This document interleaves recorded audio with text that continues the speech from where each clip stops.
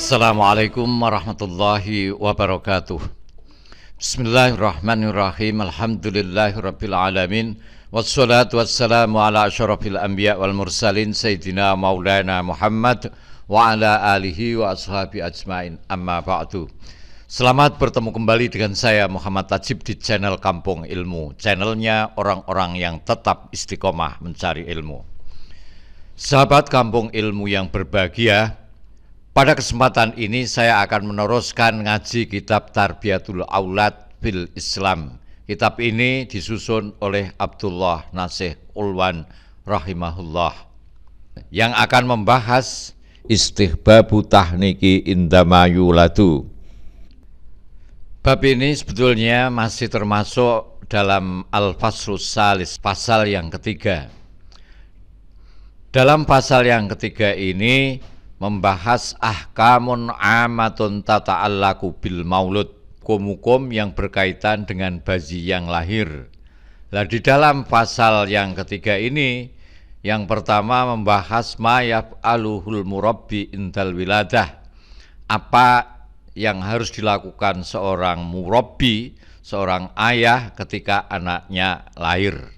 Kita sampai di sini, ma yaf'alul murabbi indal wiladah.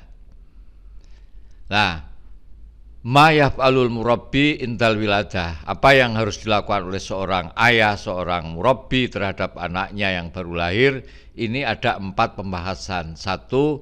Istihbabul bisyarah wa tahni'ah indal wiladah. Dianjurkan atau disunahkan menampakkan rasa gembira dan memberikan penghormatan ketika ada anak lahir. Yang kedua, istihbabut ta'dzin wal iqamah indal wiladah. Disunahkan untuk azan di telinga kanan bayi, wal iqamah dan qomat di telinga kiri bayi indal wiladati ketika lahir. Nomor 1 dan 2 sudah kita bahas pada pelajaran sebelumnya. Sekarang kita akan mempelajari apa yang disunahkan ketika bayi lahir yang ketiga. Sekarang yang ketiga, yaitu istihbabu tahniki indama yuladu.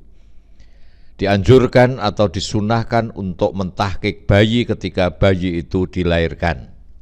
3. Istihbabu tahniki indama yuladu.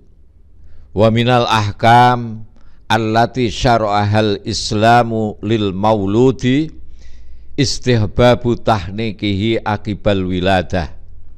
Walakin mat tahnik wa mal hikmah minhu at-tahnik maknahu madhhut tamroti wa dalku hankil maulud biha wa dzalika biwad'i juz'in minal mamduhi alal usbu' wa idkhalul usbu'i fi famil maulud thumma tahriku yaminan wa shimalan biharakatin latifatin hatta yadbalighal famu kullahu bil maddah al mamdhughah wa illam yatayassar at-tamru falyakun at-tahqiqu bi ayyati madatin khulwatin kal ma'qudi aw ra'ibis sukar al mamzuji bima'iz zuhur tadbiqan lis sunnah waqtidaan bi fi'lihi alaihi salatu wassalam. Amalan sunnah ketika ada bayi lahir yang ketiga adalah mentahnik bayi saat bayi itu lahir. Jadi di antara aturan-aturan yang dianjurkan oleh syariat Islam bagi bayi yang baru dilahirkan adalah mentahnik. Apa itu tahnik dan apa hikmah dibaliknya? Tahnik adalah mengunyah kurma dan menggosokkannya ke langit-langit mulut bayi. Dilakukan dengan cara meletakkan sebagian kunyahan kurma di atas jari dan memasukkan jari tersebut ke mulut bayi. Kemudian menggerak-gerakkannya ke kanan dan ke kiri dengan lembut hingga seluruh mulut penuh dengan kunyahan kurma. Tentunya tidak sampai mucu-mucu, ya sekedarnya, pokoknya ada yang dimasukkan, tidak perlu harus penuh sampai mucu-mucu. Jika sulit mendapat kurma, maka boleh diganti dengan makanan manis lain seperti pisang, kates, atau kembang gula yang dicampur dengan air mawar. Ini dilakukan sebagai pelaksanaan sunnah dan meneladani perbuatan Rasulullah Shallallahu Alaihi Wasallam. Wala allal hikmah fi dzalika taqwiyatu udholatil fami bi harakatil lisan ma'al hanki ma'al fakin bitalamud hatta yatahayya al maulud lil qamissati wa imtisasil laban bisyaklin qawiyyin wa halatin tabiiyatin wa minal afdali ayyakuma bi amaliyati tahniki mayyattasifu bittaqwa wassalah tabarrukan wa tayammunan bisolahil maulud wa taqwahu. Boleh jadi hikmahnya adalah untuk memperkuat saraf-saraf mulut dan tenggorokan dengan gerakan lidah di langit-langit, juga rahang dengan jilatan, sehingga sang bayi dengan sendirinya mampu menetek susu ibunya dengan kuat. Lebih utama kalau teknik ini dilakukan oleh orang yang baik dan bertakwa sebagai penghormatan dan juga ngalap berkah istilahnya, dengan harapan agar si anak juga nantinya menjadi orang yang baik dan bertakwa.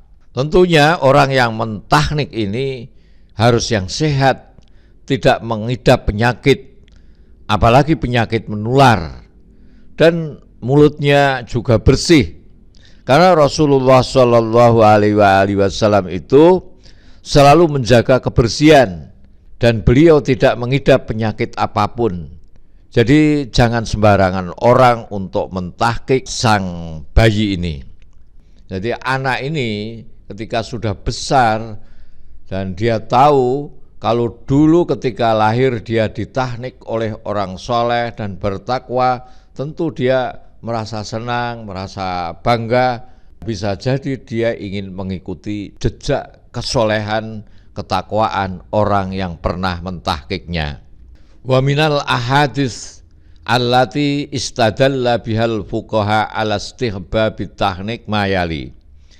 Jaa bis sahihaini min hadisi Abi Bardah an Abi Musa radhiyallahu anhu qala wulidali gulamun fa ataitu biya an nabiyya sallallahu alaihi wasallam fa sammahu Ibrahim wa hannakahu bitamratin wa ta'alahu bil barakah wa ta'fa'ahu ilayya.